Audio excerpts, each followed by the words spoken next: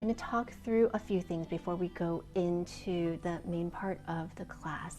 Today's focus is about centering and rooting and maintaining balance. But so much of what we just did in standing meditation is crucial to being able to do all of those things. And in particular, this posture that we're in our class at the studio, I can't emphasize this enough. So this posture that we come into in our tree pose, if you take a look, you'll see that there's a curve from the top of my head to the body down to the pelvis. And this is like a bow, like a bow and arrow. There's a bow. Curved on the outside. If you find your belly button in the front and draw a straight horizontal line to your back, this point is called the Mingmen. It's the gate of life. This point should be the furthest to the back. If you have a wall that you can lean against, you want this part of the body to be the point that has the most contact to the wall. Usually if you stand up against the wall, it's your shoulder blades and your hips, and you have this gap because you have this arch, and you can slip your hand right through here. So this is what we want to eliminate. Letting that pelvis tuck under. Deep exhale, sinking that chest in. Feeling this lift up, letting this lower back flatten out. When you achieve this, now take a look at from the top of my head. This is the back way point we talked about earlier. Imagine a straight line through my body, down. At your perineum is the Hui Ying point. This point should point straight down. So inside your body is a straight line. So if from your head down is the bow, the strings of the bow are from the top of your head at the back hui point down to the Hui Ying.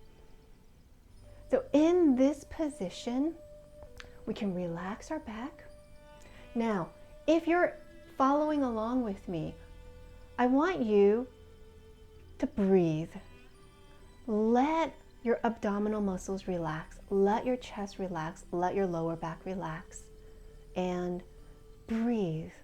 Just inhale through your nose and try to bring the breath down into your abdomen. Let it sink down. And exhale. And just relax every part of your body here and just try to lengthen, elongate, and bring the breath down and up. And as you do that, imagine in your feet, right in the middle of your feet, you have roots growing down. Imagine yourself as a tree, and you have roots growing out of the middle of your feet, deep, deep, deep down into the ground. Feel that weight distribute evenly across your feet. Don't sink the weight into your heels. Don't let it roll to the outside edges. Spread it out evenly. Feel the roots growing down. Visualize the roots down. Feel yourself feeling more and more grounded into the ground while you keep your lower back relaxed, and breathe in through your nose.